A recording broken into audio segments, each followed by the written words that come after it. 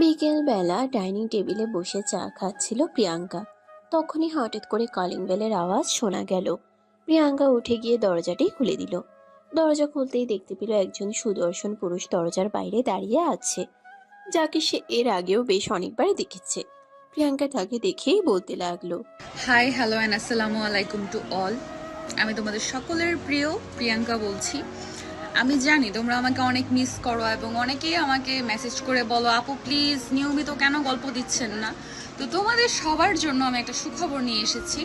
তোমরা তো জানো আমার একটা হচ্ছে অফিসিয়াল চ্যানেল আছে, ভয়েস অফ প্রিয়াঙ্কা, এবং এইটার সাথে এখন আমি নতুন আরেকটা অফিসিয়াল চ্যানেল খুলছি, সেটার নাম হচ্ছে স্টোরি এক্সপ্রেস।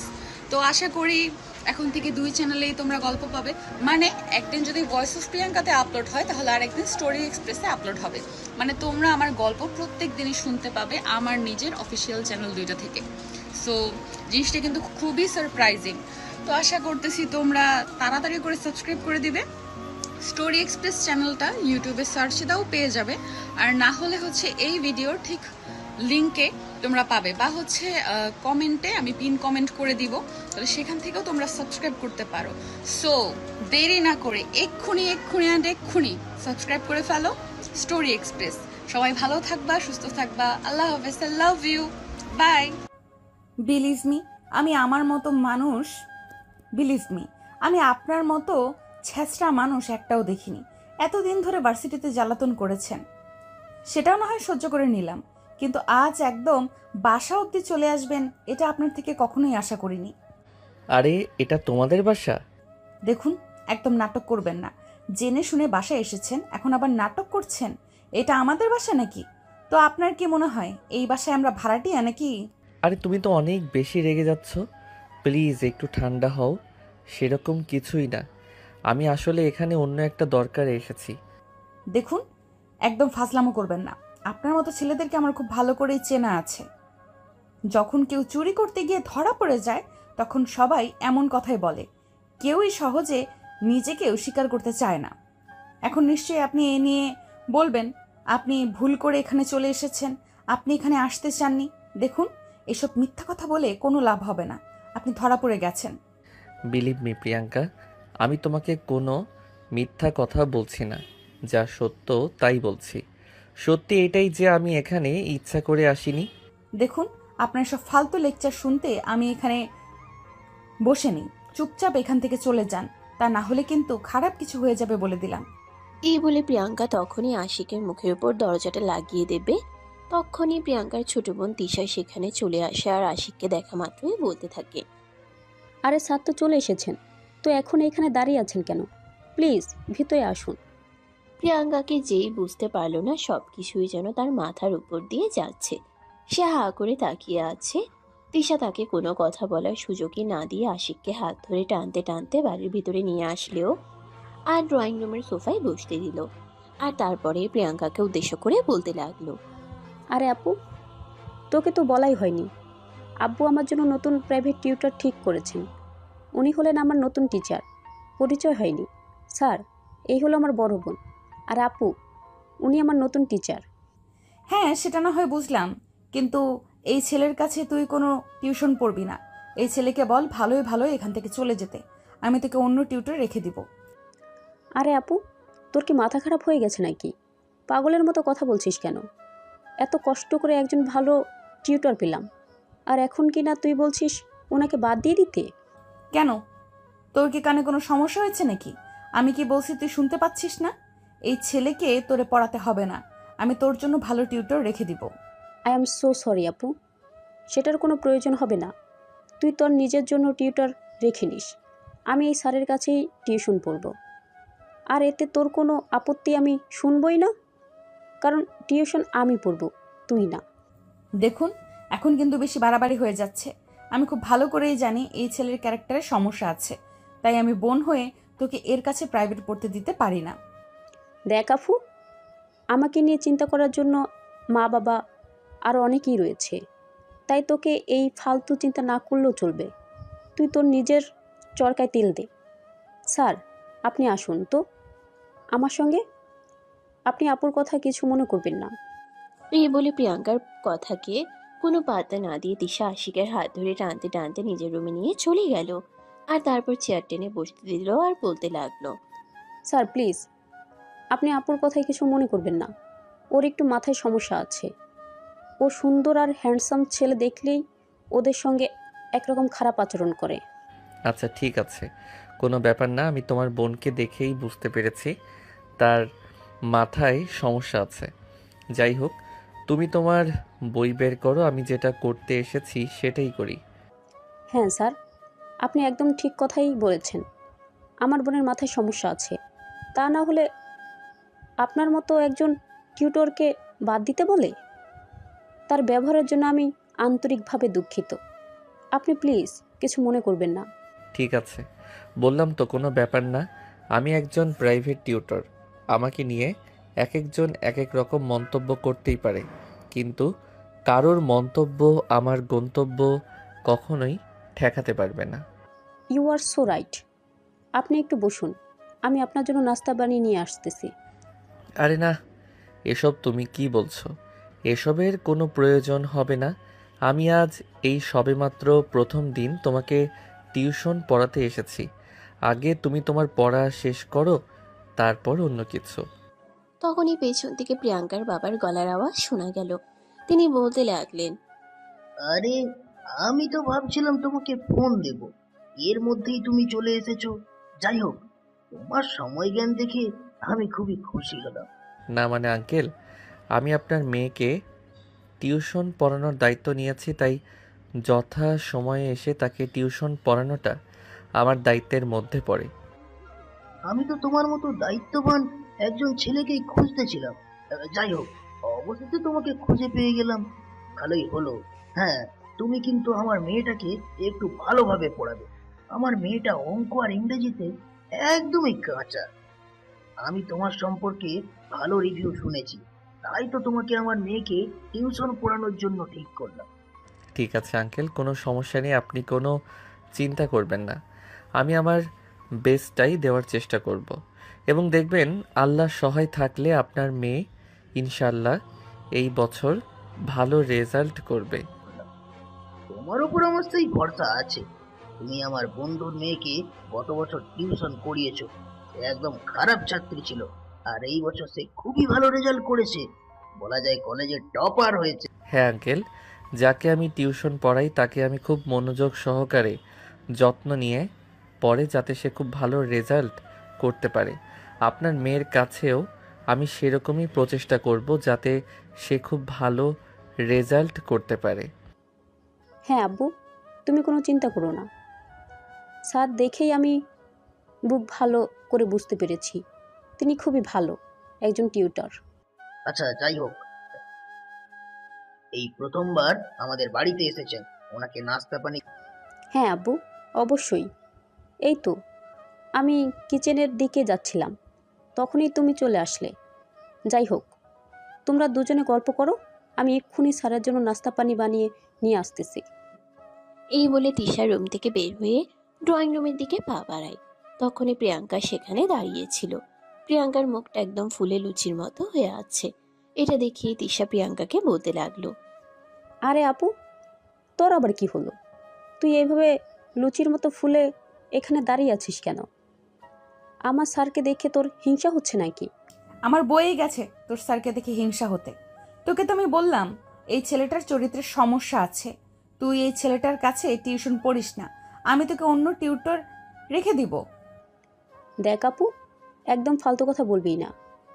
আমার স্যারকে দেখতে যেমন হ্যান্ডসাম তেমনি মেধাবী আর ট্যালেন্ট। তুই প্লিজ আমার স্যারের পিছনে লাগিস না, তাহলে এই বছরও আমাকে ফেল করতে হবে। আব্বু কি বলেছে জানিস? গত বছর নাকি আব্বুর এক বন্ধুর মেয়েকে প্রাইভেট করিয়েছিল, সেই মেয়ে নাকি এই বছর কলেজে টপার হয়েছে। আমারও স্যারের কাছে টিউশন পড়ে কলেজের টপার হওয়ার ইচ্ছা হয়েছে। তুই কলেজ টপার না লাট্টো হতে পারবি। আমার কথা তো শুনছিস না? যখন ফেল করবি তখন বুঝতে পারবি মজা, তখন আমার কথা মনে পড়বে, তখন কিন্তু আমায় কিছু বলিস না, কারণ আমি তোকে আগে থেকেই হুঁশিয়ার করে দিচ্ছি। তুই যদি আমার কথা না শুনিস তাহলে তো আমার আর কিছুই করার নেই। দেখ আপু, আমি সত্যি কথা বলছি। আমাকে নিয়ে তোর এত মাথা ব্যথা না দেখালেও চলবে। তুই তোর নিজের চরকায় তেল দে, আশা করি ভালো কিছু হবে। এই বলে তিশা কিচেনে ঢুকে গেল আর তার স্যারের জন্য চা বসিয়ে দিল। আর এদিকে ফ্রিজে এসে ফল কাটার জন্য কিছু ফল নিল। কিন্তু দুর্ভাগ্যবশত একটা ফল যেই না কাটতে নিল, অমনি তিশার হাত কেটে গেল আর সে চিৎকার দিয়ে উঠল। ও মা গো, বাবা গো, আমার হাতটা কেটে গেল, আহ কি ব্যথা! এই বলে অনেক জোরে জোরে চিৎকার করতে থাকে তিশা। এদিকে প্রিয়াঙ্কা তার রুম থেকে দৌড়ে বের হয়ে আসে। তিশার হাত থেকে মোটামুটি রক্ত পড়ছিল। সে তাড়াতাড়ি করে নিজের গলায় পেঁচিয়ে থাকা ওড়নাটা দিয়ে তিশার হাতটা চেপে ধরে রক্ত বন্ধ করার চেষ্টা করতে থাকে। তখনই আশিক আর প্রিয়াঙ্কার বাবা, তারা দুজনও ড্রয়িং রুমে চলে আসে। এদিকে প্রিয়াঙ্কা তিশার হাতে রক্ত বন্ধ করার চেষ্টা করছে। অপরদিকে তিশা আশিককে দেখে আরো ন্যাকা কান্না শুরু করে দেয়। আহ কি ব্যথা লাগছে, কতটা হাত না জানি কেটে গেছে। দেখ, একদম ঢং করিস না। এত ঢং আমার একদমই ভালো লাগে না। তুই কাজটা করতে পারবি না সেটা আমাকে বললেই তো আমি করে দিতাম। কিন্তু ঢং দেখিয়ে কেন নিজে নিজেই করতে গেলি? আর কেনই বা এখন এত নাটক করছিস? আপু, তোমার কি মনে হচ্ছে আমি নাটক করছি? তুমি দেখলে কতটা রক্ত বের হচ্ছে। আমার তো মনে হচ্ছে আমার আঙ্গুলটা কেটে পড়ে গেছে। মানে কিছু দেওয়ার ব্যবস্থা করো। আরে ওরা দুজনে ঝগড়া করা বন্ধ কর। বেশি কেটে গেলে তো এখন ডাক্তারের কাছে নিয়ে যেতে হবে, ব্যান্ডেজ করাতে হবে। সেটার কোনো প্রয়োজন হবে না বাবা। অল্প একটু কেটেছে, আর এই যে সামান্য একটু রক্ত বের হয়েছে, এটা সেরকম কোনো গুরুতর ব্যাপার না। তোমরা ওয়েট করো, আমি ফার্স্ট এড করে দিচ্ছি, ঠিক হয়ে যাবে। তখনই আশিক সামনের দিকে এগিয়ে আসে, তিশার হাতটা ধরতে ধরতে বলে। আরে আমার জন্য এসব কিছু হয়েছে। তোমাকে তো বলেছিলাম আমার জন্য নাস্তা বানাতে হবে না। তুমি যদি আমার জন্য নাস্তা বানাতে না আসতে তাহলে এই অঘটনটা আজ ঘটতো না। উফ স্যার, এভাবে বলবেন না। আপনি আমার স্যার, আর আপনার জন্য এইটুকু তো করতেই পারি। কোনো ব্যাপার না, ঠিক হয়ে যাবে। এই বলে প্রিয়াঙ্কার কাছ থেকে হাতটা ছাড়িয়ে নিল তৃষা। আর তারপর সোজা রুমের দিকে দৌড়ে চলে গেল। কোনো রকম একটা ব্যান্ডেজ করে নিল। তারপর আশিকের সামনে দাঁড়িয়ে বলতে লাগলো। এই তো স্যার, ঠিক হয়ে গেছে। আপনি বসুন, আমি চুলায় চা বসিয়ে রেখে এসেছিলাম, ওটা নিয়ে আসি। এই না, একদম নয়। তোমাদের বাড়িতে কি অন্য কেউ নেই নাকি যে ওটা করতে পারবে না? তোমাকে এখন কোথাও যেতে হবে না। তুমি এখানে চুপচাপ বসো। এমনিতেই অনেকখানি হাত কেটে গেছে, এখন আর কোনো রিস্ক নিতে যেও না। তিশাও তখন ন্যাকামি করে বলতে লাগলো। হ্যাঁ স্যার, এটা আপনি একদম ঠিক কথাই বলেছেন। কিন্তু দেখেন, আমার আপুকে সে বলল নাকি অল্প একটু কেটেছে, এগুলো নাকি কোনো ব্যাপার না। আসলে কি জানেন স্যার, আমার আপুটা না আমাকে একদমই সহ্য করতে পারে না, সব সময় এমন করে। আসলে সৎ বোন হলে যা হয় আর কি।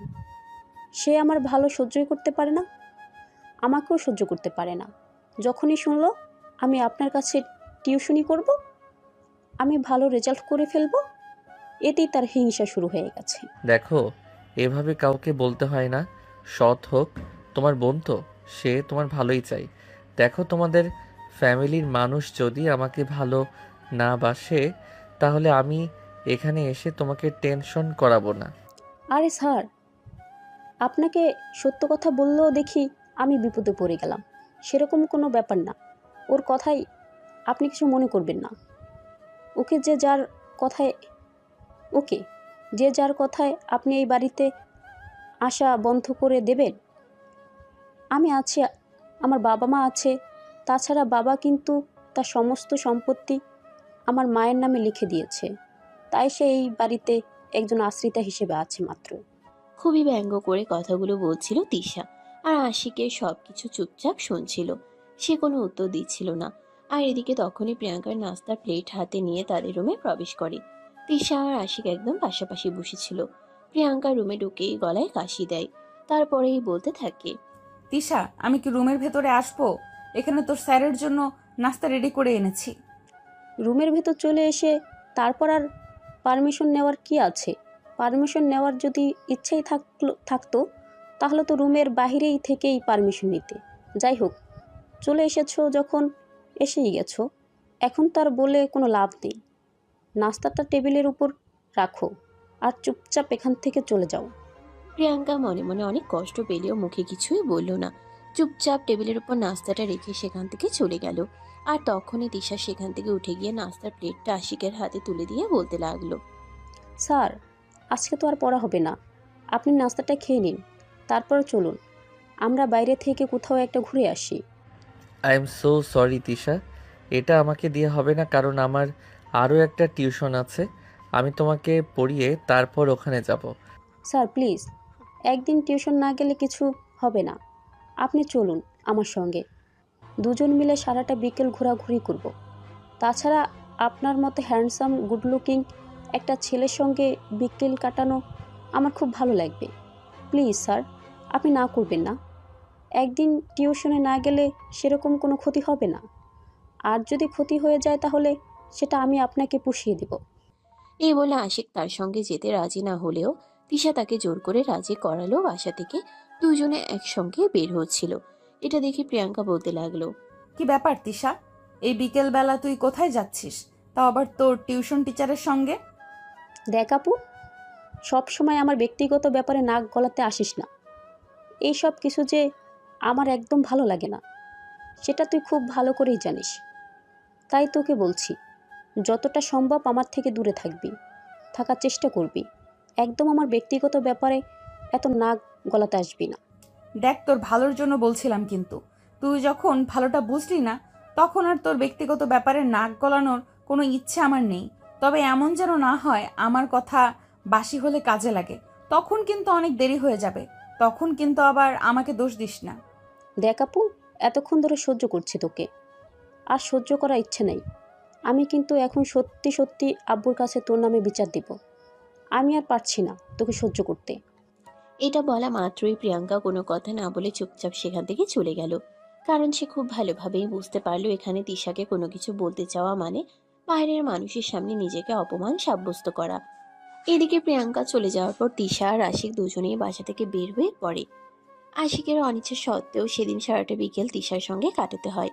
তার অন্যতম কারণ হচ্ছে আশিক নিম্ন মধ্যবিত্ত ফ্যামিলি থেকে উঠে আসা একটা সাধারণ ছেলে, যে অসীম স্বপ্ন নিয়ে ঢাকা শহরে এসেছে পড়াশোনা করে চাকরি বাকরি কিছু একটা করার জন্য।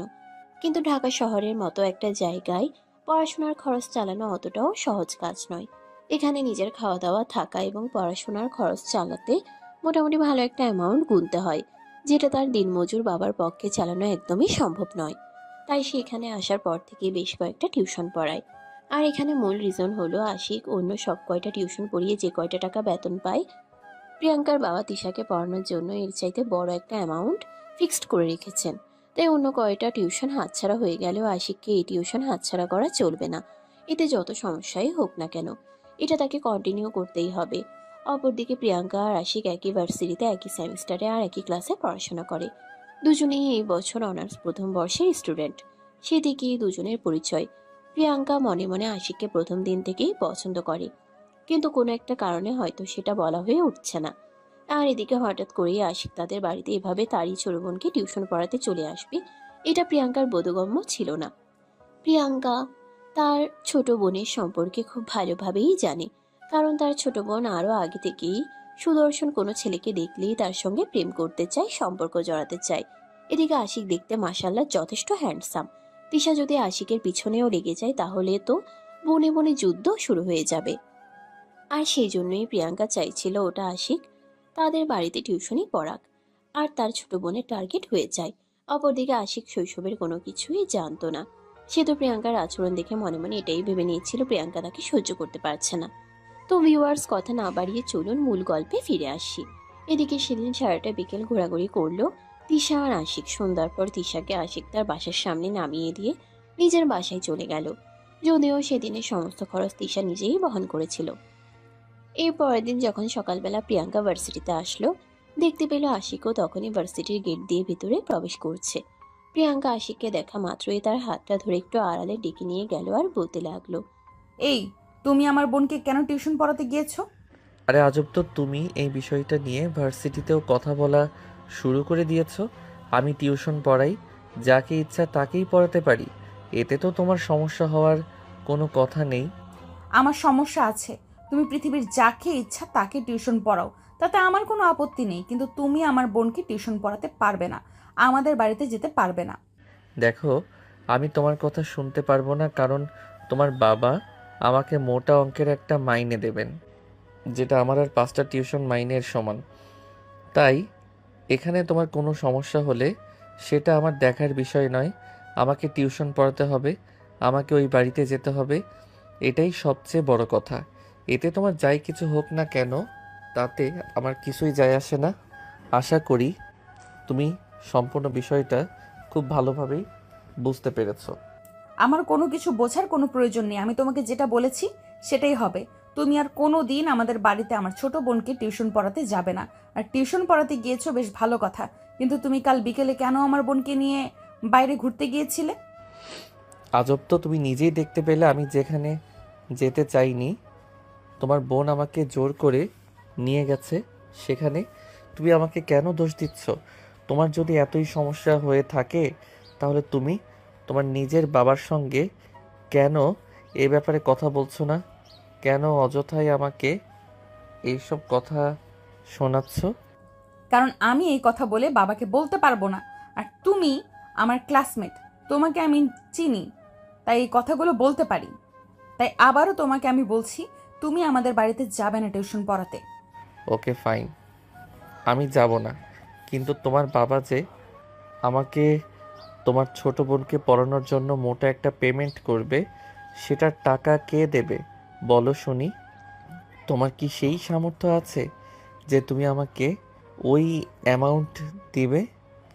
তাছাড়া যখন আমি তোমার পিছনে পাগলের মতো ছুটে চলেছিলাম তখন তো তুমি আমাকে 2 পয়সার মূল্য দাওনি, উল্টে আরও ডিমান্ড দেখিয়ে চলে গেছো। আশিকের মুখ থেকে এই কথা শুনে প্রিয়াঙ্কা মুহূর্তের জন্য স্তব্ধ হয়ে গেল।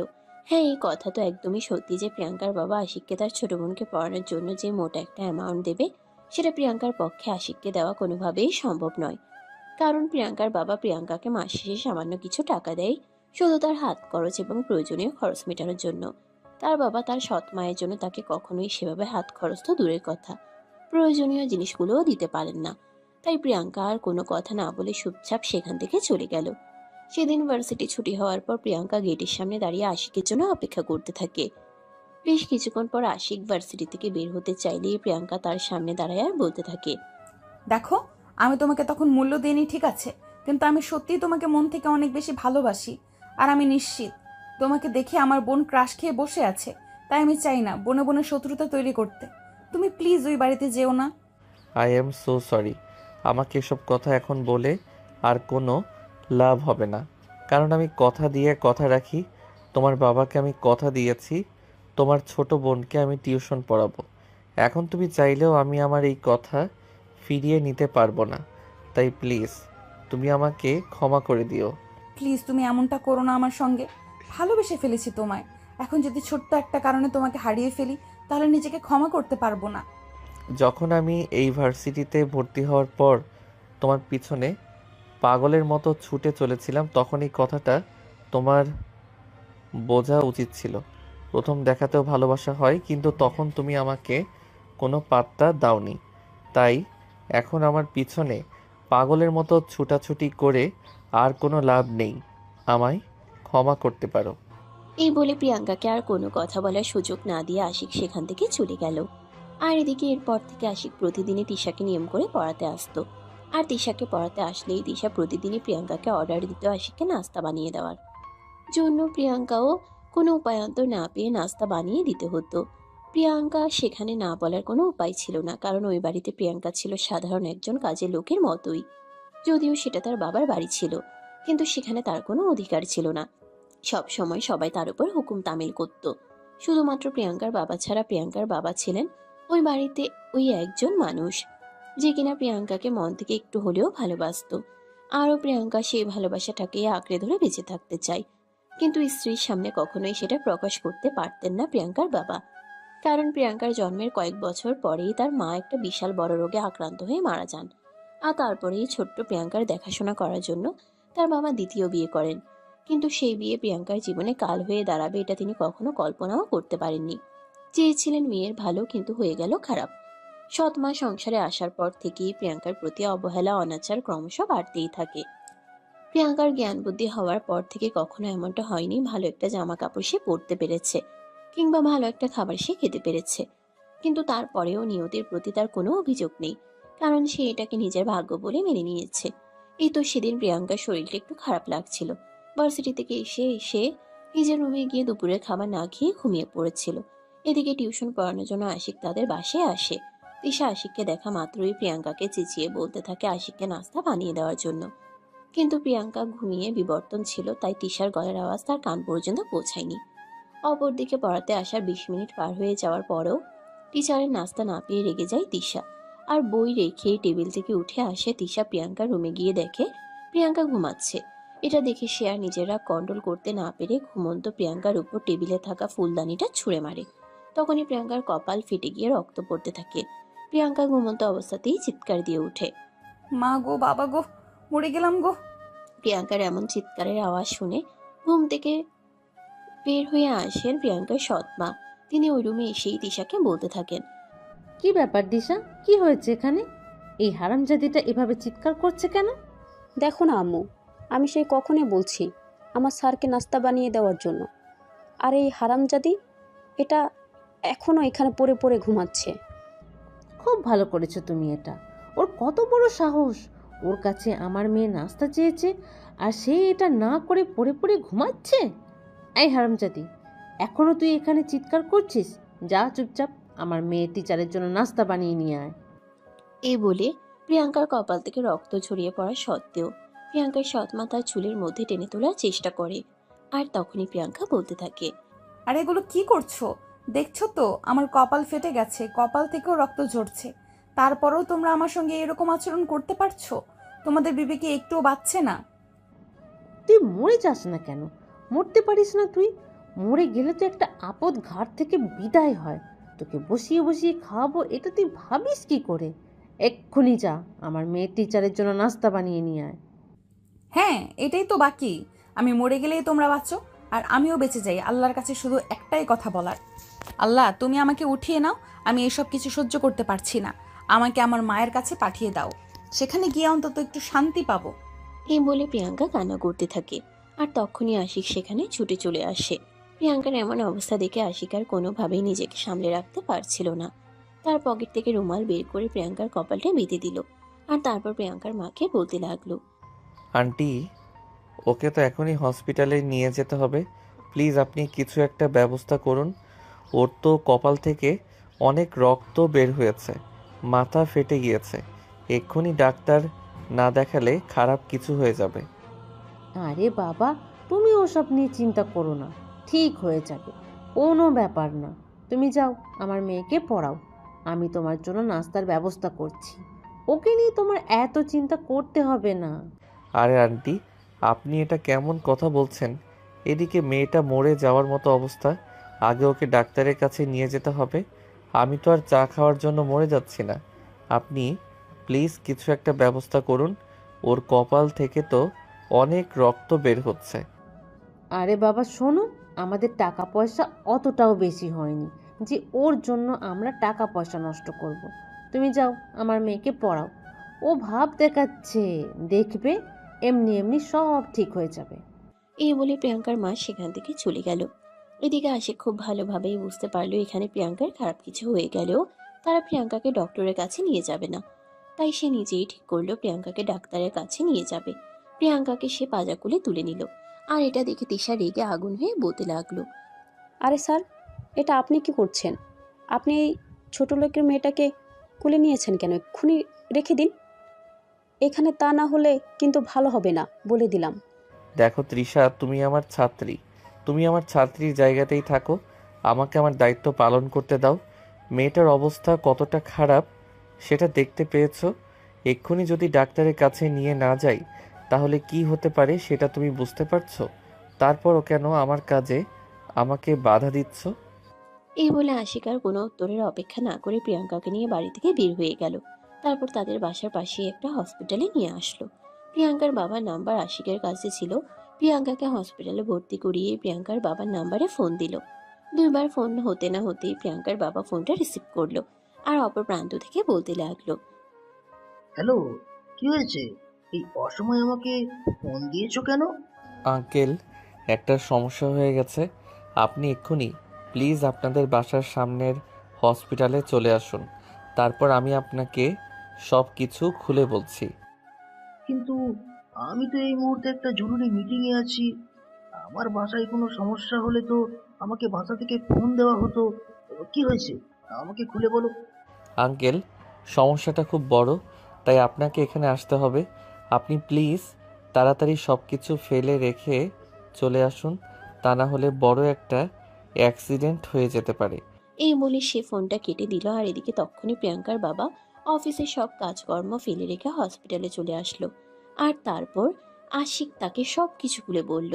সবকিছু শুনে তিনি মাথায় হাত দিয়ে বসে পড়লেন আর কান্না করতে লাগলেন। আশিক উনার কাঁধে হাত রেখে বলল, আঙ্কেল শুনেন, এই দুনিয়ায় যার মা নেই তার কেউ নেই। মা হলো পৃথিবীর অমূল্য একটা সম্পদ। তবে আমার মনে হয় আপনার একটু কঠোর হওয়া উচিত, তা না হলে এই সংসারে আপনার মেয়েটা আর বেশি দিন টিকতে পারবে না। এই অবস্থাতে আপনার মেয়েটাকে তারা যতটা অবহেলা করেছে, আমি যদি এই জায়গায় না থাকতাম তাহলে তো খারাপ কিছু হয়ে যেতে পারতো। কিন্তু আমি কি করব সেটা তুমি নিজেই আমাকে বলে দাও। মেয়ের ভালোর জন্য আমি দ্বিতীয় বিয়ে করেছিলাম, আর সেই দ্বিতীয় বিয়ে আমার মেয়ের জীবনে কাল হয়ে দাঁড়াবে এটা তো আমি কখনো কল্পনাও করিনি।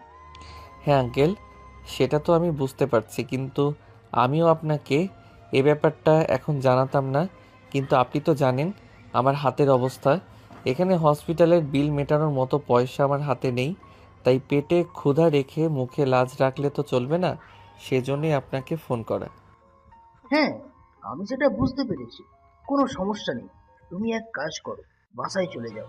প্রিয়াঙ্কাকে হসপিটাল থেকে রিলিজ করলে তারপর আমি তাকে নিয়ে বাসায়। আশিক ওনার কাঁধে হাত রেখে বলতে লাগলো। এই বলে প্রিয়াঙ্কার বাবা আশিককে হসপিটাল থেকে বিদায় করে দিল। আর তারপর দিন বিকেলবেলা প্রিয়াঙ্কাকে হসপিটাল থেকে রিলিজ করা হলো। প্রিয়াঙ্কার বাবা প্রিয়াঙ্কাকে নিয়ে বাড়িতে আসে। দরজায় দাঁড়িয়ে কলিং বেল চাপ দেওয়ার বেশ কিছুক্ষণ পর প্রিয়াঙ্কার মা এসে দরজা খুলে দিল। প্রিয়াঙ্কাকে দেখে তিনি ভালো মন্দ জিজ্ঞাসা করার বদলে এটা বলতে লাগলেন। আপদটা এখনো মরেনি। কথাটা বলা মাত্রই প্রিয়াঙ্কার বাবা প্রচন্ড পরিমাণে ক্ষেপে গেলেন। আর প্রিয়াঙ্কার মায়ের গালে ঠাস করে একটা চড় বসিয়ে দিয়ে বলতে লাগলেন, বাসায় যাব। ঠাস ঠাস। তোমার মতো বেয়াদব মার্কা মহিলাকে বিয়ে করাই আমার জীবনের সবচাইতে বড় ভুল। তোমাকে যদি আমি বিয়ে না করতাম তাহলে হয়তো এই দিন আমার দেখতে হতো না। তোমার জন্য, হ্যাঁ শুধু তোমার জন্য আজ আমার মেয়েটার কাছে আমাকে ছোট হতে হচ্ছে। কই, মেয়ের দেখাশোনা করার জন্য তোমাকে নিয়ে এসেছিলাম, আর আজ তুমি আমার মেয়ের খুনি হয়েছো। দেখো, এতদিন ধরে সহ্য করে এসেছি, এটাই অনেক। এখন আর আমি তোমার এই দামড়ি মার্কা মেয়েকে সহ্য করতে পারবো না। ওই মেয়েকে বাড়ি থেকে বের করে দাও, তা না হলে আমি আমার মেয়েকে নিয়ে এই বাড়ি থেকে চলে যাব, এটা বলে দিলাম। তুমি এখানে বসে আছো, কেন চলে যাচ্ছ না? কেন তুমি চলে গেলে তো আমি বেঁচে যাই। হ্যাঁ, তুমি তোমার মেয়েকে নিয়ে এখান থেকে চলে যাও। আমিও চাই না তুমি এখানে থাকো, কারণ তুমি এখানে থাকলে আমার মেয়েটা ভালো থাকবে না। তোমার জন্য আর যাই হোক, আমি আমার মেয়ের ক্ষতি অন্তত করতে পারি না। অনেক ক্ষতি হয়ে গেছে আমার মেয়েটা, তাই তুমি এখান থেকে চলে গেলেই আমার মেয়েটা ভালো। ওকে ফাইন, তবে ভুলে যেও না তোমার সম্পত্তির 80% কিন্তু আমার নামে রয়েছে। তুমি ডিভোর্স দিলেও কিন্তু সম্পত্তি আমারই থেকে যাবে। মেয়েটা ভালো থাকবে। হ্যাঁ, তবে তাই হোক, তুমি তোমার সম্পত্তি আর তোমার মেয়েকে নিয়ে এই বাড়ি থেকে বিদায় হও। আমি আমার মেয়েকে নিয়ে এই বাড়িতে থাকবো। এই বলে প্রিয়াঙ্কার বাবা প্রিয়াঙ্কাকে নিয়ে বাড়ির ভিতরে প্রবেশ করেন। আর তখনই তিশা কলেজ থেকে আসে। প্রিয়াঙ্কাকে দেখে তার রাগ যেন আকাশ ছোঁয়া হয়ে গেল। সে রাগে ফুসফুস করতে করতে বলতে লাগলো, এই হারামজাদি, তাকে এখানে কেন নিয়ে এসেছেন? মা মেয়ের এরকম আচরণ প্রিয়াঙ্কার বাবা একদম অতিষ্ঠ হয়ে গেছিল। তাই তিনি তিশার গালেও ঠাস করে দুটা চড় বসিয়ে দিয়ে বলতে লাগলেন,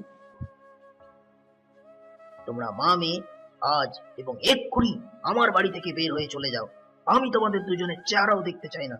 আমি সব চাইতে বেশি খুশি হব তখন, তখন কিনা তোমরা আমাদের চোখের আড়াল হবে।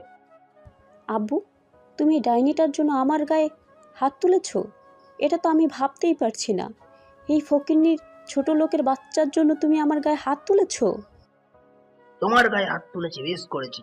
আরো আগে তোমার সঙ্গে এটা করা উচিত ছিল, যেটা আমি এতদিন করতে পারিনি। ভেবেছিলাম তোমরা ভালো হয়ে যাবে, সেই জন্য তোমাদেরকে সুযোগ দিয়েছিলাম। কিন্তু এখন দেখছি তোমরা আমার মাথায় চড়ে বসেছো, আমার মেয়েটাকে একটা অত্যাচার করেছো। বেশ করেছি। এই ছোট লোকের বাচ্চাকে বলেছিলাম আমার টিউশন টিচারেরকে নাস্তা বানিয়ে দিতে, কিন্তু সেটা না করে বিছানায় পড়ে পড়ে ঘুমাচ্ছিল। সারাদিন বাড়িতে বসে বসে খাবে, এইটুকু কাজ করতে পারবে না? এইটুকু কাজ করলে তার গায়ে ফুসকা পড়ে যাবে নাকি? চুপ, একদম চুপ করো তুমি। অনেক কথা বলে ফেলেছো। ওকে কেন তোমার টিউশন টিচারকে নাস্তাকে বানিয়ে দিতে হবে? তোমার কি হাত নেই নাকি তুমি তোমার টিচারকে নাস্তা বানিয়ে দিতে পারো না? আব্বু, আমি কেন নাস্তা বানিয়ে দিতে যাব? সেদিন নাস্তা বানাতে গিয়ে আমার হাত কেটে গিয়েছিল। এটা কি ভুলে গিয়েছো নাকি? না, আমি কোনো কিছুই ভুলে যাইনি। শুধু তোমাদেরকে একটু একটু করে মনে করিয়ে দিতে চাই। তোমার মাকে এই বাড়িতে নিয়ে এসেছিলাম আমার মেয়ের দেখাশোনা করার জন্য। তারপর এখনো পর্যন্ত তোমার মায়ের নামে আমার যত সম্পদ লিখে দিয়েছি, সবকিছুই শুধুমাত্র আমার মেয়েটাকে একটু ভালো রাখার বিনিময়ে। কিন্তু তোমার মা কি করেছে? বিনিময়ে আমার মেয়েটাকে অবহেলা, অনাদর আর অত্যাচার দিয়েছে। তাই তোমাদের দুজনকে আর সহ্য করা যাচ্ছে না। আজ এবং এই মুহূর্তে তোমরা এই বাড়ি থেকে বের। প্রিয়াঙ্কা এতক্ষণ ধরে সবকিছু চুপচাপ শুনছিল, কিন্তু এখন আর সে চুপ রইল না।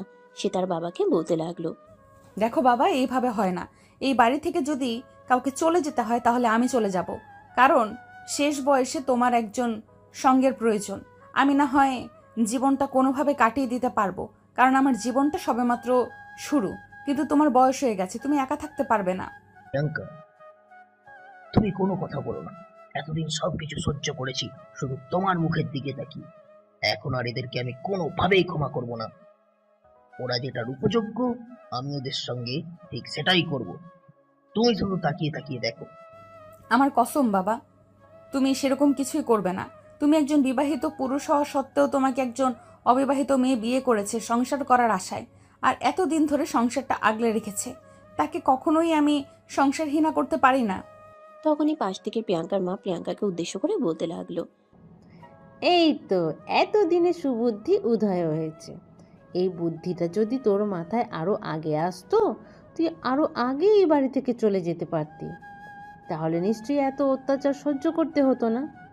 হ্যাঁ মা, তুমি একদম ঠিক কথাই বলেছ। এতদিন আমার মাথায় এই বুদ্ধিটা আসেনি, তাহলে হয়তো তোমরাও এতদিন খুব ভালো থাকতে পারতে। যাই হোক, আমি তোমাদের সবাইকে ছেড়ে চলে যাচ্ছি। কোনো চিন্তা করো না, আমি কখনোই তোমাদের এই সম্পত্তিতে ভাগ বসাতে আসবো না। আল্লাহ আমার কপালে যেটা রেখেছে সেটাই হবে। তখনই প্রিয়াঙ্কার বাবা কান্না করতে করতে প্রিয়াঙ্কাকে বলতে থাকে, প্লিজ মা, আমার তুই এমন কিছু করিস না। তাহলে আমি তোর মায়ের কাছে ক্ষমা চাওয়ার মতো মুখটাও রাখতে পারবো না। তোর মাকে আমি কথা দিয়েছিলাম, তোকে আমি সারা জীবন আমি আমার বুকে আঁকলে রাখবো। প্লিজ, তুই আমাকে ছেড়ে চলে যাস না। দেখো আব্বু, মা তো আমাদের কাছে নেই, অনেক দূরে চলে গেছে, কিন্তু আমাদের দুজনের কেউ সারাটা জীবন পড়ে আছে। তাই আমরা একজন মৃত মানুষের কথা রাখতে গিয়ে জীবিত মানুষদের কষ্ট দিতে পারি না। তাই তোমার কাছে আমার এটা অনুরোধ, তুমি আমাকে আটকেও না। আমি আজ এবং এই মুহূর্তে বাড়ি ছেড়ে চলে যাব। এই বলে প্রিয়াঙ্কা সেখানে আর এক মুহূর্তও দেরি না করে নিজের রুমে চলে গেল আর নিজের কাপড় চোপড় সহ প্রয়োজনীয় সবকিছু গুছিয়ে নিল। মিনিট 20 মধ্যেই রেডি হয়ে ড্রয়িং রুমে চলে আসলো। তার বাবা তখন ড্রয়িং রুমেই ছিল। প্রিয়াঙ্কা তার বাবার সামনে এসে দাঁড়িয়ে বলতে লাগলো, বাবা, আমি যে বাড়ি ছেড়ে সারা জীবনের মতো চলে যাচ্ছি, আর কখনোই বাড়িতে ফিরে আসবো না। এই নাও, এটা আমার মোবাইল নাম্বার। যদি কখনো তোমার প্রয়োজন হয় তাহলে আমাকে শুধু একটা মিসড কল দিও, আমি চলে আসবো। আর হ্যাঁ, আমি কিন্তু তোমাদের বাড়ি থেকে কোনো মূল্যবান জিনিস নিয়ে যাচ্ছি না, শুধু আমার মায়ের রেখে যাওয়া এই বালাজোড়া আমার সঙ্গে নিয়ে যাচ্ছি। এটা আমার মায়ের শেষ স্মৃতিচিহ্ন, এটা আমি তোমাদের কাছে ফেলে যাব না। ঠিক ওই মুহূর্তে প্রিয়াঙ্কার মা এসে সেখানে উপস্থিত হয় আর প্রিয়াঙ্কার হাতে থাকার লাগেজ দেখে বলতে লাগলো, কি ব্যাপার, এই তল্পি তল্পা গুছিয়ে কোথায় যাচ্ছিস? চলে যাচ্ছি মা এখান থেকে। তোমাদের আর কোনো চিন্তা করতে হবে না, আর কেউ তোমাদের সম্পত্তিতে ভাগ বসাতে আসবে না। এই বাড়িতে এখন থেকে শুধু তোমরাই রাজত্ব করবে। আমি নামক এই মানুষটা আর কখনো তোমাদের চোখের কাঁটা হয়ে দাঁড়াবো না। এই কথা শুনে প্রিয়াঙ্কার মা কিছুক্ষণ সময় চুপ করে থাকেন আর তারপর আবারও তিনি বলতে থাকেন, বাড়ি ছেড়ে চলে যাচ্ছিস সে না হয় বুঝলাম, কিন্তু এইসব তল্পি তল্পা কেন? এই বাড়ি থেকে দামি দামি জিনিসপত্র সব তোর সঙ্গে নিয়ে যাচ্ছিস নাকি? না, তোমাদের কোনো দামি জিনিস আমার সঙ্গে নিয়ে যাওয়ার কোনো ইচ্ছে নেই। শুধু আমার মায়ের এই বালাজোড়া যে দুইটা আমি হাতে করে নিয়ে যাচ্ছি। তাছাড়া তোমাদের কোনো কিছু নিয়ে যাচ্ছি না। তোমাদের যদি আমাকে বিশ্বাস না হয় তাহলে আমার লাগেজ চেক করতে পারো। এখানে তোমরা তোমাদের বাড়ির কোনো মূল্যবান জিনিস যদি পাও তাহলে সেটা রেখে দাও। কথাটা বলতে দেরি হলো, কিন্তু প্রিয়াঙ্কার হাত থেকে তার সৎমার লাগেজ নিয়ে চেক করতে এক মুহূর্তও দেরি করলেন না। তিনি লাগেজে সবকিছু ছড়িয়ে ছিটিয়ে ফেলে দিয়ে দেখতে লাগলেন প্রিয়াঙ্কা কাপড়ের ভিতরে কোনো কিছু নিয়ে যাচ্ছে কিনা। কিন্তু তিনি কোনো কিছুই পেলেন না। হতাশ মনে বলতে লাগলেন, সব কিছু কি আর আমাদেরকে দেখিয়ে নিয়ে যাবি নাকি? আমার তো মনে হয় তুই অনেক আগেই বাড়ি থেকে সব মূল্যবান জিনিস কোথাও পাচার করে রেখেছিস, আর তারপর এখন সেখানেই চলে যাবি। তোমাদের যা ইচ্ছা তোমরা তাই ভাবতে পারো, তাতে আমার কিছুই যায় আসে না। তবে আমি এই বাড়ি থেকে সারা জীবনের মতো চলে যাচ্ছি, এটাই সত্য। আর কখনো আমি তোমাদের সামনে এসে দাঁড়াবো না। যদি কখনো তোমাদের এরকমটা মনে হয় যে তোমরা কোনো জিনিস খুঁজে পাচ্ছ না, আমি সেটা নিয়ে গেছি, তাহলে সেটাই ভেবে নিও। কারণ আমি কখনোই তোমাদের চিন্তায় ব্যাঘাত ঘটাতে আসবো না। এই বলে প্রিয়াঙ্কা সেখান থেকে এগিয়ে গিয়ে তার বাবাকে পা ছুঁয়ে সালাম করলো আর তারপর বলতে লাগলো, বাবা, তোমার সম্পত্তির কোনো প্রয়োজন নেই।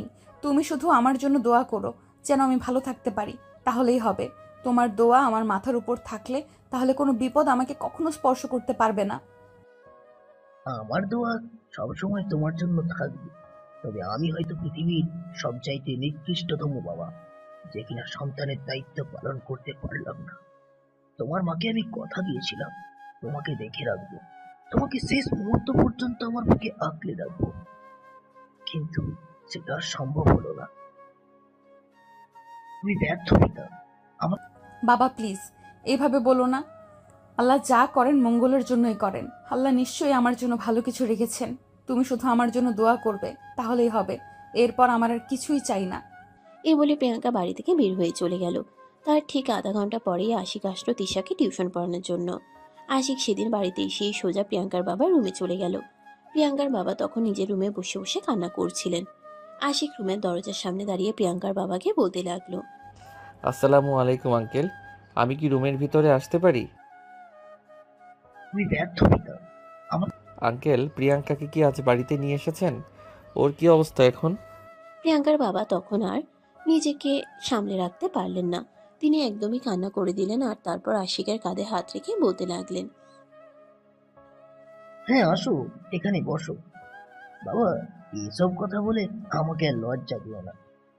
আমি বাবা হিসেবে এতটা নিকৃষ্ট সেটাই ভেবে পাচ্ছি না। আজ আমার মেয়ে এই বাড়ি ছেড়ে চলে গেছে, কোথায় গেছে কিছুই জানি না। কথাটা শোনা মাত্রই আশিক থমকে দাঁড়ালো আর বলতে লাগলো, এসব আপনি কি বলছেন? কোথায় গেছে আপনার মেয়ে? জানি না, এই ব্যাপারে আমি কিছুই জানি না। সেদিন কি হয়েছিল সেটা তো তুমি খুব ভালো করেই জানো। আজ প্রিয়াঙ্কাকে বাড়িতে নিয়ে আসার পর আবারও সেই সব ঝামেলা শুরু হয়েছে। তাই আমার মেয়েটা একরাশ অভিমান নিয়ে বাড়ি থেকে বের হয়ে চলে গেছে। এই বলে প্রিয়াঙ্কার বাবা অঝরে কান্না করা শুরু করে দেয়। আশিক তখন প্রিয়াঙ্কার বাবার মাথায় হাত বুলিয়ে দিয়ে বলতে থাকে, প্লিজ আঙ্কেল, আপনি কান্না করবেন না, এভাবে ভেঙে পড়বেন না। আমি দেখছি কি করা যায়। আমি যথাসাধ্য চেষ্টা করব আপনার মেয়েকে আপনার বুকে ফিরিয়ে দেওয়ার জন্য।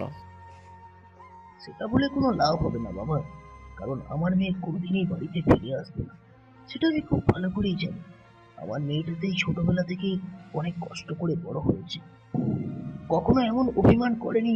কিন্তু আজ আমি আমার মেয়েটাকে আর আটকাতে পারলাম না, কারণ আমি বুঝতে পেরেছি আমার মেয়েটাই বাড়িতে আর যাই হোক ভালো থাকবে না। তাই আমি বাবা হয়েও মেয়েটাকে আটকাতে পারলাম না। দেখুন আঙ্কেল, আমি এই কদিনে আপনার মেয়ের ব্যাপারে কিছুটা হলেও জানতে পেরেছি, কিন্তু আমার মনে হয় আপনার ওকে এইভাবে এই বাড়ি থেকে বের হয়ে চলে যেতে দেওয়াটা একদম ঠিক হয়নি। আপনার তাকে আটকানো প্রয়োজন ছিল, আপনার তাকে বোঝানো প্রয়োজন ছিল, কারণ হাজার হোক আপনি একজন বাবা, আপনার সন্তানের প্রতি আপনার দায়িত্ব রয়েছে।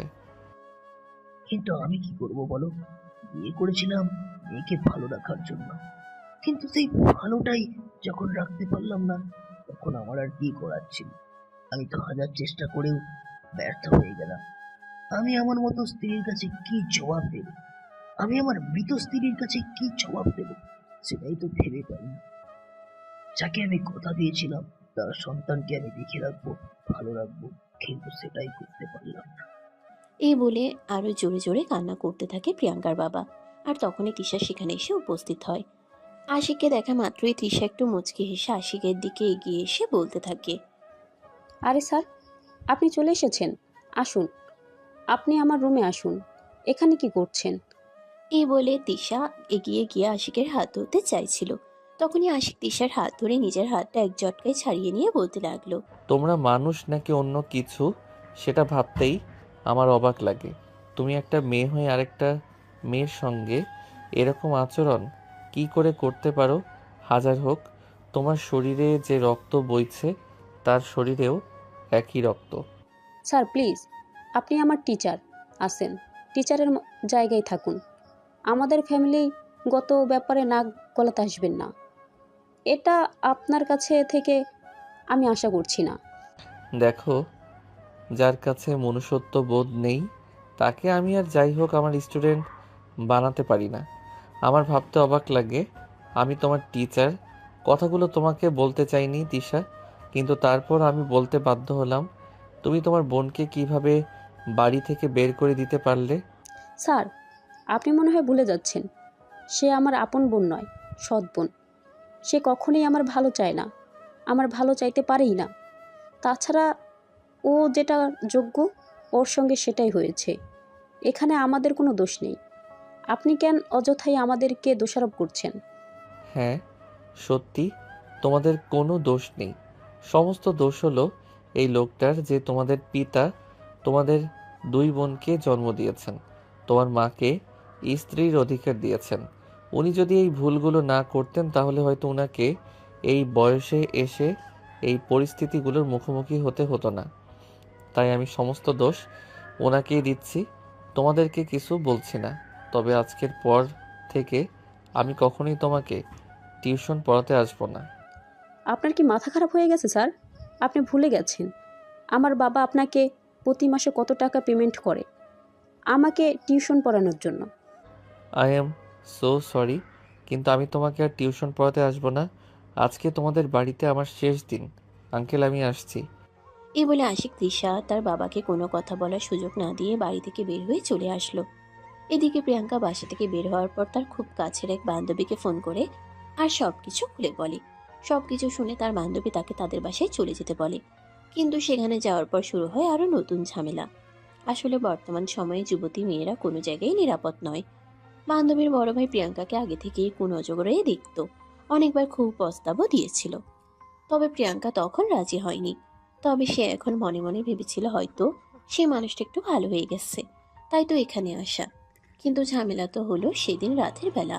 প্রিয়াঙ্কা আর তার বান্ধবী একই রুমে একই বিছানায় ঘুমিয়েছিল। তার বান্ধবীর ভাই ততদিনে বিয়েও করে নিয়েছিল। তাই প্রিয়াঙ্কা একটু নিশ্চিত ছিল বউকে রেখে কখনোই এই রুমে কোনো আকাম কুকাম করতে আসবে না। অপরদিকে প্রিয়াঙ্কার বান্ধবী দরজা খোলা রেখেই ঘুমিয়ে পড়েছিল। প্রিয়াঙ্কার শরীরটা অনেক বেশি ক্লান্ত ছিল, তাই দরজা খোলা নাকি বন্ধ সেসব ব্যাপারে খেয়াল করার এত খেয়াল তার ছিল না। মাঝরাতেই হঠাৎ প্রিয়াঙ্কা খেয়াল করলো কেউ তার শরীরে স্পর্শ করছে। প্রিয়াঙ্কা চিৎকার দিয়ে উঠে। তখনই প্রিয়াঙ্কার বান্ধবী লাইট অন করে। দুজনেরই চক্ষু চড়ক গাছ। প্রিয়াঙ্কা তখন তার বান্ধবীকে বলতে থাকে, দোস্ত, তোর এখানে আসাটা আমার ভুল হয়ে গেছে। আমার উচিত হয়নি তোর এখানে আসা। আই এম সো সরি দোস্ত, আমাকে ক্ষমা করে দে। আমার ভাই আমার বান্ধবীর সঙ্গে এরকম কাজ করবে এটা আমি কল্পনাও করতে পারিনি। ছি ভাইয়া, তুই এতটা নিচু মানসিকতার, এটা আমি ভাবতেই পারছি না। এই দেখ, এত সাধু সাজার চেষ্টা করিস না। বাড়ির ভিতরে এত সুন্দর একটা জিনিস, এটাকে রেখে অন্য রুমে শুয়ে থাকা যায় নাকি? পলি, তুই ওই রুম থেকে বের হয়ে যা। তোর বান্ধবীর সঙ্গে আমি একটু সময় কাটাবো। কথাটা বলা মাত্রই পলি তার ভাইয়ের গালে ঠাস করে একটা চড় বসিয়ে দিয়ে বলতে লাগলো, দুনিয়াতে এত মানুষ মরে যায়, তুই মরতে পারিস না? তুই আমার ভাই, এটা ভাবতে আমার ঘেন্না লাগছে। তোর ঘরে বউ আছে, কিন্তু তারপরও তোর চরিত্র এতটা নিচু, আমি তো এটা ভাবতেই পারছি না। তুই কতটা নিচ মানসিকতার, ঘরে বউ রেখে আমার বান্ধবীর সঙ্গে এসব খারাপ কাজ করতে এসেছিস। হায় আল্লাহ, এসব দেখার আগে আমার মরণ কেন হলো না? পলির এমন চিৎকার চেঁচামেচিতে তাদের বাড়ির সবাই ওই রুমে ছুটে চলে আসে। পলির মা সেখানে এসে বলতে লাগে, কি ব্যাপার, কি হয়েছে? এই রুমে এত চিৎকার চেঁচামেচির আওয়াজ শোনা যাচ্ছে কেন? সারা বাড়িতে মানুষ ঘুমাচ্ছে নাকি? সেটা তুমি তোমার এই কুলাঙ্গা ছেলেকেই জিজ্ঞেস করো। তোমার ছেলের বিয়ের আগে কখনো আমার কোনো বান্ধবীর বাড়িতে নিয়ে আসতাম না, শুধুমাত্র তোমার ছেলের এইসব ভালো চরিত্রের জন্য। আর আজ একটা বান্ধবীকে বিপদে পড়েছে বলে বাড়িতে নিয়ে এসেছি, আর এখন তোমার ছেলে এসব বউ করছে। ছি ছি ছি, আমার ভাবতেও লজ্জা লাগছে। কি রে রূপ, এসব আমি কি দেখছি? পাশের রুমে তোর বউ ঘুমাচ্ছে। তোর বউ যদি এসব জানতে পারে তাহলে কি হবে সেটা একবার কল্পনা করেছিস? কাম অন মা, এসব চিন্তা করে কি হবে? আমার বউটা তো আর এই আইটেমটার মতো এত সুন্দরী নয়। আমার বউটা যদি এতটা সুন্দরী হতো তাহলে নিশ্চয়ই আমি এই আইটেমটার কাছে আসতাম না। তাছাড়া খাঁচার ভিতর যদি এত সুন্দর মুরগি থাকে তাহলে কোনো শিয়াল চুপচাপ বসে থাকবে বলো শুনি? কথাটা শোনা মাত্রই পলির মা প্রচন্ড পরিমাণ রেগে গেলেন আর রূপের গালে ঠাস ঠাস করে বেশ কয়েকটা চড় বসিয়ে দিয়ে বলতে লাগলেন, তোর ভালোর জন্যই বলছি, চুপচাপ এক্ষুনি রুম থেকে বের হয়ে চলে যাও। তা না হলে তোর সঙ্গে এমন কিছু হবে যেটা তুই কল্পনাও করতে পারবি না। তোর বউ এখনো কোনো কিছু জানে না। তখনই রূপ যেন আরো গর্জে উঠল। সে চিৎকার দিয়ে বলতে লাগলো, জানলে জানুক, তাতে কি যায় আসে? বিয়ে তো দিয়েছো একটা গর্দভ মার্কা মেয়ের সঙ্গে, এরকম সুন্দরী একটা মেয়ের সঙ্গে দিতে পারলে না? তাহলেই তো আমি বউ নিয়ে সুখী থাকতাম। ভাইয়া, সত্যি বলছি, এখন কিন্তু খুব বেশি হয়ে যাচ্ছে। তুই এই রুম থেকে যাবি নাকি আমি তোর বউকে ডেকে নিয়ে আসবো? তোদের যা ইচ্ছে তাই করতে পারিস, তাতে আমার কিছু যায় আসে না। বউকে ডেকে নিয়ে আসলে বরঞ্চ খুব ভালো হবে। পলির মা আর সহ্য করতে পারছিলেন না। তিনি রূপের হাত ধরে টানতে টানতে রুম থেকে বের হয়ে চলে গেলেন আর পলিকে রুমের দরজা লাগিয়ে দিতে বললেন। পলির মা চলে যাওয়ার পর পলি রুমের দরজাটা লাগিয়ে দিল আর তারপর প্রিয়াঙ্কার পাশে এসে বসলো। প্রিয়াঙ্কা ততক্ষণে কান্না করছে। প্রিয়াঙ্কার ঘাড়ে হাত রেখে বলতে লাগলো, আই এম সো সরি দোস্ত, আমাকে প্লিজ ক্ষমা করে দিস। তোর সঙ্গে এরকম কিছু হবে এটা আমি কল্পনাও করতে পারিনি। প্লিজ তুই আমাকে ক্ষমা করে দিয়ে, সব কিছুর জন্য আমি দুঃখিত। এখানে তোর সরি বলার কিছুই নেই। আমার কপালে যা আছে তা হবেই, সেটা ফেরাতে কেউ পারবে না। তুই ঘুমিয়ে যা, অনেক রাত হয়েছে। তুইও ঘুমিয়ে যা, আমারই ভুল, দরজাটা আটকে তারপর ঘুমানো উচিত ছিল। এই বলে পলি অপর পাশে ফিরে ঘুমিয়ে পড়ল। কিন্তু বাকি রাত প্রিয়াঙ্কা আর ঘুমাতে পারল না। তার চোখে ঘুম আসলোই না। আসবেই বা কি করে? এক অত্যাচারী মায়ের হাত থেকে নিজেকে মুক্ত করতে গিয়ে অন্য শিকারের ফাঁদে পড়ে গেল। সকাল হতে না হতেই প্রিয়াঙ্কা নিজের সবকিছু গুছিয়ে নিয়ে অপেক্ষা করতে লাগলো পলি কখন ঘুম থেকে উঠবে আর পলির কাছ থেকে বিদায় নিয়ে বাসা থেকে বের হয়ে যাবে। পলি ঘুম থেকে উঠে দেখতে পেল প্রিয়াঙ্কাও বিছানার উপর চুপচাপ বসে আছে। পলি প্রিয়াঙ্কাকে বলতে লাগলো, কি ব্যাপার দোস্ত, কি হয়েছে? তুই এখনো বসে আছিস কেন? ঘুমোসনি? দোস্ত, তোদেরকে অসুবিধায় ফেলার জন্য আমি খুবই দুঃখিত। আমি চলে যাচ্ছি। এই বলে পলিকে কোনো কথা বলার সুযোগ না দিয়ে প্রিয়াঙ্কা ওই বাড়ি থেকে বের হয়ে আসলো। যদিও পলি এবং পলির মা অনেকবার তাকে ফেরানোর চেষ্টা করছিল, কিন্তু সে কোনো কথাই শুনলো না। চুপচাপ ওই বাড়ি থেকে বের হয়ে চলে আসলো। অপরদিকে সেদিন যখন ভার্সিটিতে আসলো, পলি যেহেতু প্রিয়াঙ্কার খুব কাছের বান্ধবী এটা আর সে খুব ভালোভাবেই জানতো। পলিকে দেখা মাত্রই আশিক তার কাছে ছুটে গেল আর বলতে লাগলো, পলি, প্রিয়াঙ্কার ব্যাপারে কোনো খবর জানো? প্রিয়াঙ্কা কোথায় আছে? পলি তখন সবকিছু আশিককে খুলে বলল। সবকিছু শুনে আশিক মাথায় হাত দিয়ে বসে পড়লো আর বলতে লাগলো, হায় আল্লাহ, আমি কত বড় ভুল করলাম। আমার তো উচিত ছিল গতকাল একবার তোমাকে ফোন দেওয়া, তাহলে তো আমি প্রিয়াঙ্কাকে পেয়ে যেতাম। কিন্তু এখন মেয়েটা কোথায় গেছে আল্লাহ ভালো জানে। তুমি ছাড়া তো ভার্সিটিতে তার কোনো ভালো বন্ধু নেই যে তার ব্যাপারে কোনো খবর দিতে পারবে। আমার মনে হয় না কারোর কাছ থেকে তার ব্যাপারে কোনো খোঁজ নিয়ে লাভ হবে, কারণ আমার মনে হয় প্রিয়াঙ্কা এখানে কোথাও নেই, হয়তো অনেক দূরে চলে গেছে, যেখানে তার পরিচয় কেউ জানে না, যেখানে কোনো হিংস্র দানব তার উপর ধাবা বসাতে পারবে না। কিন্তু আমি কোথায় যাব, কোথায় তাকে খুঁজবো সেটাই তো ভেবে পাচ্ছি না। হায় আল্লাহ, তুমি প্রিয়াঙ্কাকে খুঁজে পেতে আমায় সহযোগিতা করো। আল্লাহ, এই মুহূর্তে তুমি ছাড়া আমাকে সহযোগিতা করার মতো অন্য কেউ নেই। এই বলে আশিক ভার্সিটি থেকে বের হয়ে পড়লো আর পাগলের মতো প্রিয়াঙ্কাকে সারা শহর তন্ন তন্ন করে খুঁজতে লাগলো, কিন্তু কোথাও খুঁজে পেল না। অপরদিকে প্রিয়াঙ্কা নিজের হাতে জমানো কিছু টাকা ছিল, সেগুলো বাড়ি থেকে বের হয়ে আসার সময় লুকিয়ে নিয়ে এসেছিল। কারণ অচেনা জগৎ, যেখানে পরিচিত কেউ নেই তাকে সাহায্য করার মতো, কেউ নেই সেখানে কিছু টাকা অন্তত প্রয়োজন পড়বে। আর সেই টাকা দিয়ে প্রিয়াঙ্কা ঢাকা থেকে সোজা পঞ্চগড় চলে আসে। সেখানে ছিল তার নানার বাড়ি। যদিও বড় হওয়ার পর প্রিয়াঙ্কা কখনোই সেখানে আসেনি, তবে সেই ঠিকানাটা একটা ডায়েরিতে লেখা ছিল, যে ডায়েরিতে তার মা অনেক কিছুই লিখে রেখেছিলেন। সে ডায়েরি থেকে ঠিকানাটা নিয়ে প্রিয়াঙ্কা ওই ঠিকানায় চলে আসে। বাড়িটা এখন ধরা দিল কোনো মানুষ এখানে বসবাস করে বলে মনে হয় না। প্রিয়াঙ্কা বাড়ির উঠানে এসে চারপাশে একবার চোখ বুলিয়ে তখনই একজন মধ্যবয়স্ক মহিলা এসে তার সামনে দাঁড়ালো আর বলতে লাগলো, কে গো তুমি মা? কোথায় থেকে এসেছো? আন্টি, আমি ঢাকা থেকে এসেছি। এই বাড়িটা আমার চেনা, ছোটবেলায় হয়তো অনেকবার এসেছি। আমি তোমার কথা বুঝতে পারছি না, একটু খুলে বলো আমায়। আমি রাবেয়ার মেয়ে। কথাটা শোনা মাত্রই আশিকের আম্মু দৌড়ে এসে প্রিয়াঙ্কাকে জড়িয়ে ধরলো আর কান্না করতে করতে বলতে লাগলো, এতদিন পর তুমি কোথা থেকে আসলে? তোমাদের সঙ্গে যোগাযোগ করার কত চেষ্টা করেছি, কিন্তু কোনোভাবে পেরে উঠতে পারিনি। সেই যে তোমার আম্মু মারা গেল, তার দাফন কাফনের কাজ শেষ করে তোমরা শহরে চলে গেলে, তারপর আর একটা বারের জন্য এখানে ফিরে আসলে না। তখন প্রিয়াঙ্কাও ওনার সঙ্গে কান্না করতে করতে বলতে লাগলো, সরি মামুনি, আমি চেয়েছিলাম তোমাদের কাছে ফিরে আসতে, কিন্তু বাবা আমাকে আসতে দেয়নি। বলেছিল আমায় খুব ভালো রাখবে, কিন্তু বাবাকে দোষ দিয়ে কী লাভ? আমার কপালে যা আছে তা তো আমার সঙ্গে হবেই। তাই আজ সমস্ত সম্পর্ক ছিন্ন করে তোমাদের কাছে চলে এসেছি। তুমি থাকতে দেবে তো আমার মায়ের শেষ স্মৃতিচিহ্নের জায়গাটায়? পাগলি মেয়ে, এভাবে বলতে হয় না। তুমি আজীবন আমার কাছে থেকে যাও। আমি আমার সামর্থ্য অনুযায়ী তোমাকে ভালো রাখার চেষ্টা করব। জানি তোমার বাবার মতো রাজপ্রাসাদ তোমায় উপহার দিতে পারবো না, কিন্তু আমার যতটুকু আছে আল্লাহ পাক রাব্বুল আলামিন আমাকে যতটুকু দিয়েছেন, আমি তার সবটা দিয়ে তোমাকে ভালো রাখার চেষ্টা করব। আমাকে তোমার কিছু দিতে হবে না মামুনি, শুধু এই বাড়িতে থাকার মতো একটু জায়গা দিলেই চলবে। কেন রিমা, এই বাড়িতে আমাদের যতটা অধিকার রয়েছে ঠিক ততটা অধিকার তোরও রয়েছে।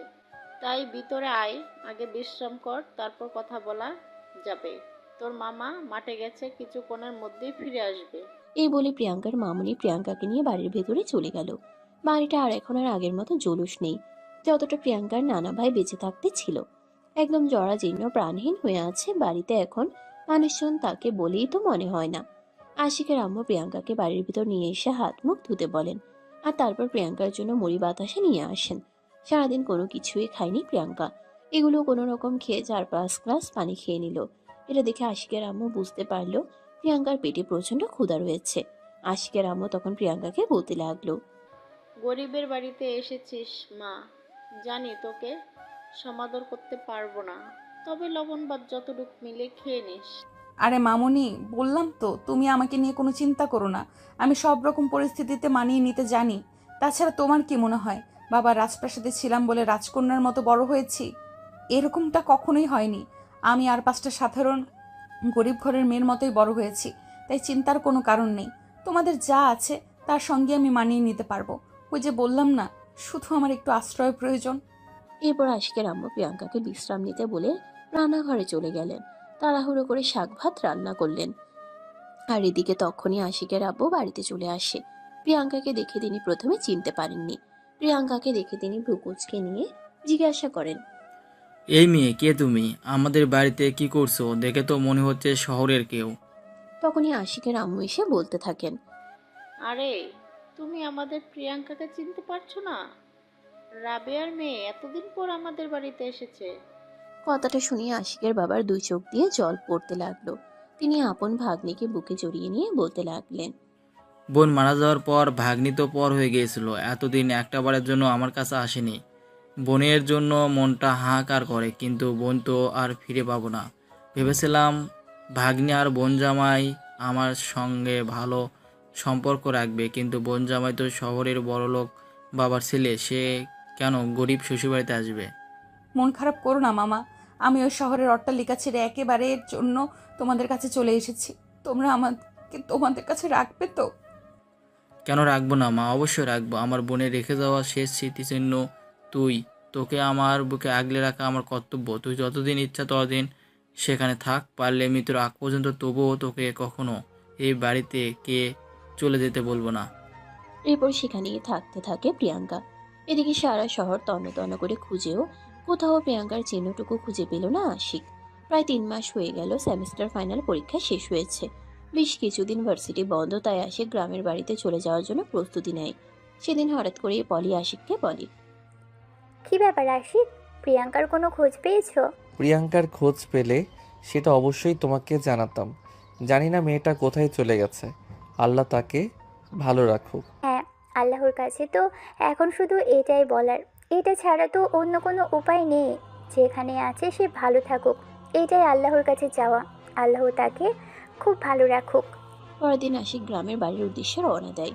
বাড়ির সামনে এসে দেখতে পায় বাড়িতে কোনো মেয়ে মানুষের কাপড় চোপড় শুকাতে দেওয়া হচ্ছে। তার তো কোনো বোন নেই, তাহলে বাড়িতে মেয়ে মানুষের কাপড় আসলো কোথা থেকে? তাছাড়া তার মা এখনো এসব কাপড় চোপড় পরে না। গ্রামের সাধারণ মহিলার শাড়িতেই অভ্যস্ত তিনি। আশিকের মনে কেমন যেন একটা খটকা লাগলো। আর এদিকে প্রিয়াঙ্কা তখন রুমে শুয়ে ঘুমাচ্ছিল। বাড়ির উঠোনে এসে আশিক তার মাকে ডাক দেয়।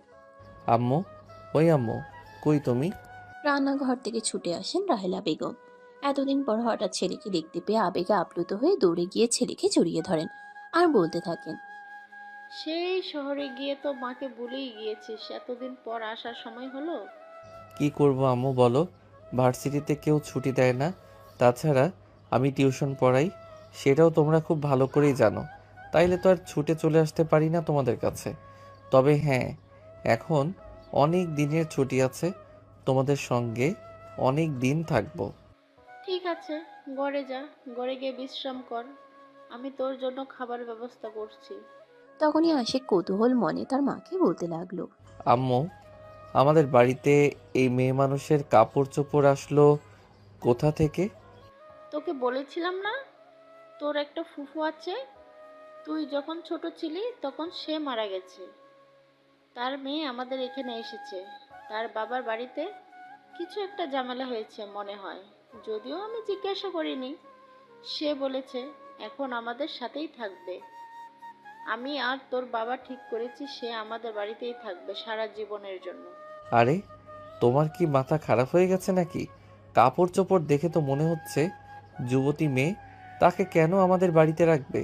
তাছাড়া এটা নিয়ে এলাকার লোকজন কথা বলবে না? বাড়িতে একটা যুবক ছেলে আছে। দেখ বাবা, বাড়িটা আমাদের, আমাদের বাড়িতে আমরা কাকে রাখবো না কাকে রাখবো সেটা আমাদের ব্যক্তিগত ব্যাপার। আমরা কারোর কথায় কোনো পরোয়া করি না। তাছাড়া তোর বাবা আর আমি ঠিক করেছি তোর সঙ্গে মেয়েটার বিয়ে দেব, তাহলে তো সে সারা জীবন আমাদের সঙ্গে আমাদের বাড়িতেই থাকতে পারবে। কথাটা শুনিয়ে আশিকের মাথায় যেন আকাশ ভেঙে পড়ল। মুহূর্তের মধ্যেই বিচলিত হয়ে সে বলতে লাগলো, তোমাদের কি মাথা খারাপ হয়ে গেছে নাকি?